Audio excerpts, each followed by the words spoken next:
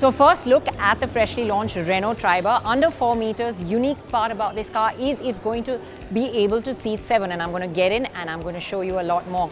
But let's take a look at the outside of the car first. Let's take a look at the front. Very typical Renault, looks a lot like the Capture as well from the front. It's got a short stubby nose, the big Renault logo atop the bonnet. You've got LED DRLs with projector headlamps. On the side, coming round to the side, its proportions are really nice for a sub-4 meter car. It doesn't look squat at the back. In fact, it looks really spacious from the side. There are interesting 8-spoke alloys, black cladding between the wheels and a kink along the waistline at the C-pillar. There are also roof rails with a 50 kg load carrying capacity. At the rear, there are distinctive tail lamps that look like a vulture's beak extending towards the middle. There are skid plates as well that give this car the required aggression. Now, they say it's a 625-litre boot, so when you do not have the seats in position, there's a lot of space to pack in a lot of luggage at the back here. This is where the easy fix seats come, and you can see the railings here. So basically, the rear 2 seats are seats that you can actually take out and put back in, and we'll show you a version with the 7 seats. But there is enough luggage space even with 7 seats in to fit in a few trolleys, and we will be showing you that version with the 7 seats shortly. But this is the version that packs in. I mean, look at this boot volume. I mean, it's a car that you could easily take to the airport and pack in a bunch of suitcases at the rear. Let's get into the rear seat and see whether that's spacious. So I have to say, for a car that can seat 7, this is pretty wow. Of course, this is in its full back position. It slides all the way, literally, till my knees are stuck into the front seat.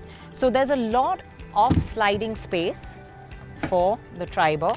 The seat is quite flexible at the back. This is where it goes all the way back. A lot of room. Seat reclines backwards as well. So yeah, when it's a 5-seater, you can get very, very comfortable in the back of this. I think if I have it in sort of a mid position where you could fit the seats at the back, there still is enough leg room over here. It's a flat floorboard, so you will get that third passenger in. In fact, a lot of the surfaces in this car are flat. Let's get inside the front and take a look. As you can see, even the central part of the console is really flat. There is a storage space here, quite deep, so you have a lot of space to put things in here. There is the blower control, which is for the rear seats passengers. So yes, even the rear seat passengers do have the AC and can be really cool. Small cup holders over here. Storage spaces are plenty. I mean, you've got a nice big storage space here. You've got one on top of the central console where the start-stop button is. You've also got a big glove box here and a storage space on top. So practicality wise, the Triber really scores big. You've got an 8-inch touchscreen which has Apple CarPlay, it has Android Auto, so a lot of features packed into the Triber as well. There is an LED digital instrument cluster. It has an 8.9 centimeter LCD screen framed by the tachometer, fuel level and engine temperature. Slim portion at the top of the dash which houses the AC vents. It's a very neat, funky layout on the interior and quite different from anything that we've seen before.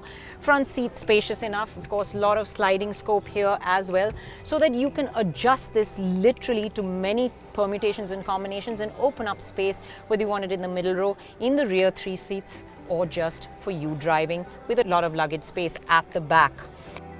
The Triber will come with a 1-litre petrol from the Kwid that's BS6 compliant, and power is a little up from the Kwid. The access to the third row is easy with a door that opens wide and a single touch lift mechanism for the middle row. The middle row seat is also light and easy to lift. So as you can see, I've got Shapur sitting in the middle row. He's got enough space back there. And honestly, I have enough space back here. It's not more or less of any of the larger cars where I have seen third row space. So I am pretty impressed with the third row of the Triber. It genuinely fits in 3 rows of passenger, one behind the other, that can be seated comfortably. Of course, it's not optimal. My knees are a little up. The seat is low. But for a sub-4 meter car, fantastic. There are AC vents for the third row too. So that's pretty much the first look around the Triber, and of course all we need to know now is the price.